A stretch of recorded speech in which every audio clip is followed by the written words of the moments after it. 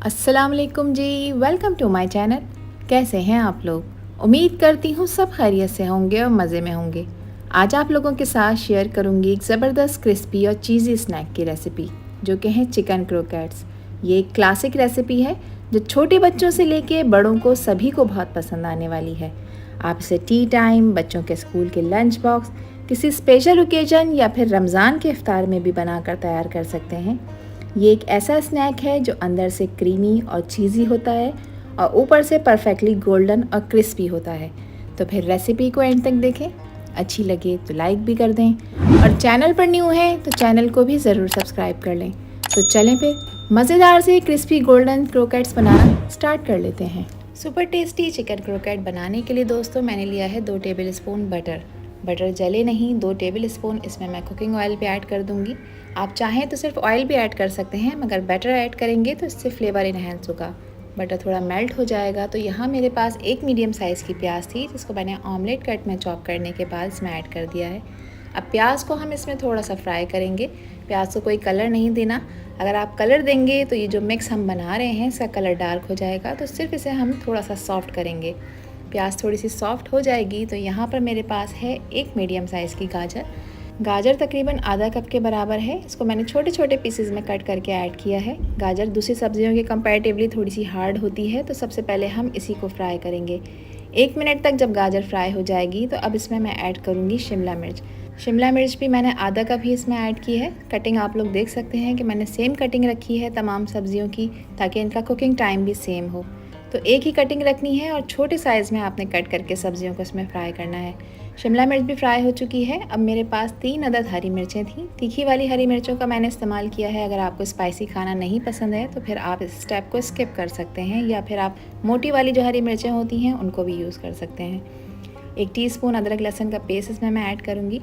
अदरक लहसुन के साथ आपने 1 से 2 मिनट के लिए इन सब्जियों को हाई फ्लेम पे फ्राई करना है, ताकि जो इनका कच्चापन है वो ख़त्म हो जाए और अदरक लहसुन का फ्लेवर इसके अंदर आ जाए। 2 मिनट हो गए हैं मुझे तमाम सब्जियों को फ्राई करते हुए। तो अब इसके सेंटर में मैंने स्पेस बना ली है। गैस का फ्लेम मैंने बिल्कुल लो कर दिया है, क्योंकि अब इसमें मैं ऐड करने लगी हूँ 5 टेबल स्पून मैदा।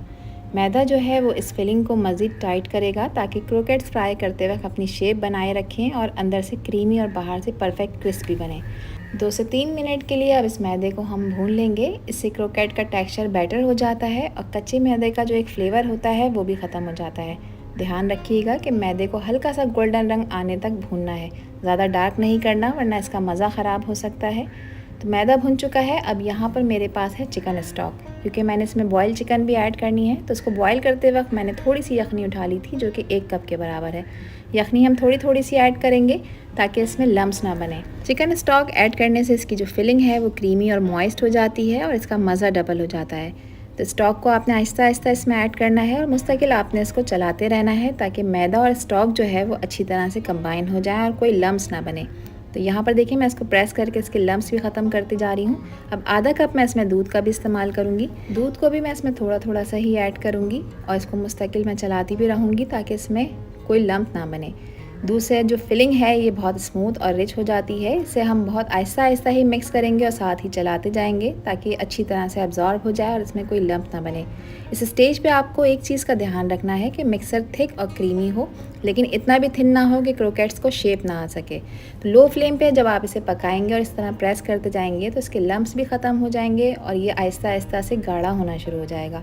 गाढ़ा होते होते देखें इस तरह से एक डो फॉर्म में आ जाएगा। अब आप लोग देख सकते हैं कि इसने पैन को छोड़ दिया है। 1 से 2 मिनट तक इसको मैं और पकाऊंगी। गैस का फ्लेम ध्यान रखिएगा कि आपने लो ही रखना है, इसको हाई फ्लेम पे आपने नहीं पकाना। इससे ये बहुत अच्छी तरह से पक जाएगा और एक तरह से डो फॉर्म में आ जाएगा। अब यहाँ पर मेरे पास है चिकन। ये 300 ग्राम चिकन थी दोस्तों, जिसको मैंने 1 टीस्पून नमक डालकर बॉईल किया था और अब श्रेड करने के बाद इसमें ऐड कर दिया है। साथ ही 2 टेबल स्पून अच्छे फ्लेवर के लिए बारीक कटा हुआ हरा धनिया भी इसमें ऐड करेंगे। अच्छी तरह से तमाम चीज़ों को मिक्स कर लेंगे, ताकि जो मैदे की फिलिंग है और चिकन है ये आपस में वेल कंबाइन हो जाए। इसकी मिक्सिंग आपने बहुत अच्छी तरह से करनी है, ताकि एक स्मूथ सा इसका मिक्स बनकर तैयार हो। मिक्सिंग देखें यहाँ पर हो चुकी है। तो अब यहाँ पर मैं इसमें कुछ स्पाइसेस ऐड करूँगी। इसमें ज़्यादा स्पाइसेस का हम इस्तेमाल नहीं करेंगे, लेकिन यहाँ पर मैं सिर्फ ऐड करूँगी इसमें ऑरिगेनो, जो कि ½ टीस्पून है। इसके अलावा 1 टीस्पून इसमें कुटी हुई काली मिर्चों का इस्तेमाल भी मैंने किया है। पाउडर आपने ऐड नहीं करना, मिर्चों को क्रश करके ऐड करना है, इससे फ्लेवर अच्छा आएगा। अच्छी तरह से इसको मिक्स करेंगे। गैस का फ्लेम हम ऑफ़ कर देंगे और अब आपने इस मिक्सर को कम्प्लीटली ठंडा करना है, फिर उसके बाद हम अपना अगला स्टेप फॉलो करेंगे। तो यहाँ पर हमारे क्रोकेट का मिक्स बहुत अच्छी तरह से ठंडा हो चुका है। अब इस स्टेज पे मैं इसमें ऐड कर दूँगी चीज़। तो आधा कप मोज़रेला चीज़ थी जिसको मैंने ग्रेटर से ग्रेट करने के बाद इसमें ऐड किया है। आप चाहें तो चेडर चीज़ का भी इसमें इस्तेमाल कर सकते हैं और चाहें तो आप इस स्टेप को स्किप भी कर सकते हैं। चीज़ के बगैर भी ये बहुत टेस्टी बनकर तैयार होंगे, मगर चीज़ ऐड करने से इसका फ्लेवर बहुत चीज़ी और बहुत टेस्टी बनकर तैयार होगा। अच्छी तरह से मिक्सिंग हो चुकी है, तो चलें अब इसको शेप दे लेते हैं। वैसे तो आप इसे कोई भी शेप दे सकते हैं। हाथों को मैंने ऑयल लगाकर ग्रीस कर लिया है। एक छोटे साइज़ का मैं पोर्शन लूँगी और अब मैं इसको शेप दे रही हूँ। तो मैंने इसको सिलेंडर शेप दिया है। आप अपनी पसंद का कोई भी शेप इसको दे सकते हैं। राउंड शेप दे सकते हैं या इसको स्क्वायर शेप में भी बनाकर तैयार कर सकते हैं। तो इस तरह से देखिए कितना आसान है इसको बनाना। तो तमाम मिक्स के इसी तरह से मैंने क्रोकेट बनाकर तैयार कर लिए थे और आप देखें 300 ग्राम में 24 क्रोकेट मैंने बनाकर तैयार करे हैं, जो कि अच्छे बड़े साइज़ के हैं। अब इसकी कोटिंग के लिए यहाँ पर मैंने लिया है एक अदद अंडा और अंडे में मैंने 1/4 टीस्पून नमक भी ऐड किया है ताकि कोटिंग जो है वो फीकी बनकर तैयार ना हो। अच्छा, 24 क्रोकेट को कोट करने के लिए मुझे 2 अंडों की ज़रूरत पड़ी थी। बाद में मैंने एक अंडा और लेके इस पर कोट किया था। अब यहाँ पर हम चलें इसकी कोटिंग कर लेते हैं। तो एक क्रोकेट लेके यहाँ एक बाउल में मैंने ले लिया है मैदा। ड्राई मैदा आपने लगाना है इसके ऊपर, अच्छी तरह से कोट करना है। क्रोकेट के पीस पे से एक्स्ट्रा मैदा झाड़ देंगे और मैदे के बाउल से निकाल के इसको आपने अंडे में डिप करना है। अच्छी तरह से इसको अंडे में डिप करेंगे और अब फोक की मदद से इसको उठाएंगे। और अब एक प्लेट में मैंने ले लिए हैं ब्रेड क्रम्स, जिससे बहुत ज़्यादा सुपर क्रिस्पी बनकर तैयार होंगे। अब अच्छी तरह से आपने ब्रेड क्रम्स के अंदर इस क्रोकेट को कोट करना है। ये कोटिंग इनको परफेक्ट क्रिस्पी बना देगी दोस्तों। यहाँ पर देखें एक क्रोकेट मैंने तैयार कर लिया है और इसी तरह से मैंने तमाम क्रोकेट को पहले मैदे में, फिर उसके बाद अंडे में और उसके बाद फिर ब्रेड क्रम्स में कोट करके तैयार कर लिया था। अब इस स्टेज पे आप इन्हें फ्रीज़ करके भी रख सकते हैं किसी भी जिप लॉक बैग में या किसी भी एयर टाइट कंटेनर में 1 से 1.5 माह के लिए। ये बिल्कुल भी ख़राब नहीं होंगे। बच्चों के स्कूल के लंच बॉक्स के लिए भी ये रेसिपी बहुत ही यूज़फुल होने वाली है।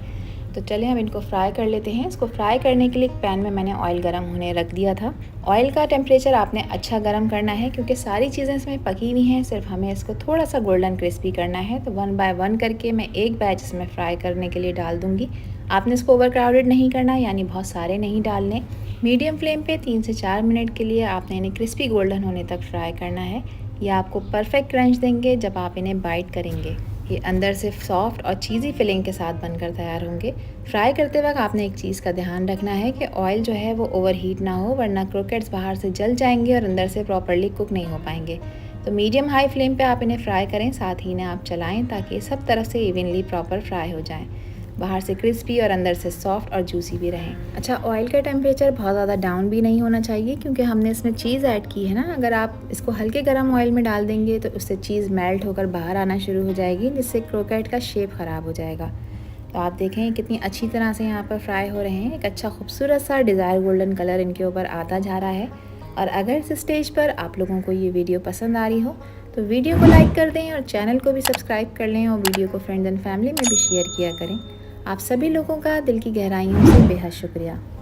चिकन क्रोकेट्स को फ्राई करते हुए 3 से 4 मिनट हो गए हैं और यहाँ पर दोस्तों देखें चिकन क्रोकेट्स बिल्कुल परफेक्ट गोल्डन ब्राउन और क्रिस्पी फ्राई होकर तैयार हो चुके हैं। तो चलें अब हम इन्हें निकाल लेते हैं।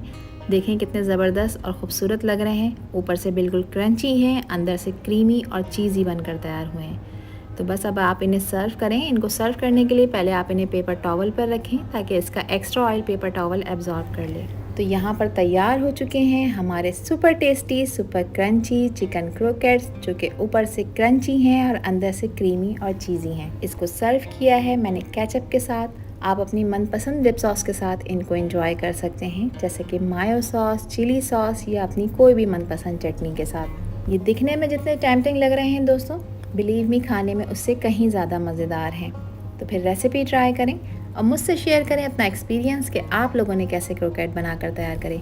अब एक क्रोकेट मैं आपको चेक करा देती हूँ जो ऊपर से सुपर क्रिस्पी है और अंदर से इसका हाल चेक कर लेते हैं। तो वाओ, कितना क्रीमी और चीज़ी फिलिंग बाहर आ रही है। ये बिल्कुल परफेक्ट है, अंदर से जूसी और फ्लेवरफुल है और बाहर से क्रिस्पी है। इसका टेक्सचर देखकर ही आपको अंदाज़ा हो गया होगा कि कितना मज़ेदार स्नैक बनकर तैयार हुआ है। आई होप कि ये रेसिपी और वीडियो आप लोगों को पसंद आई होगी। पसंद आई हो तो कमेंट सेक्शन में अपना प्यारा सा फीडबैक लाजमी शेयर करिएगा। आपसे फिर मिलूँगी इंशाल्लाह एक न्यू वीडियो में एक न्यू रेसिपी के साथ। जब तक हादिया को दीजिए इजाज़त। अल्लाह हाफ़िज़, अल्लाह निगहबान।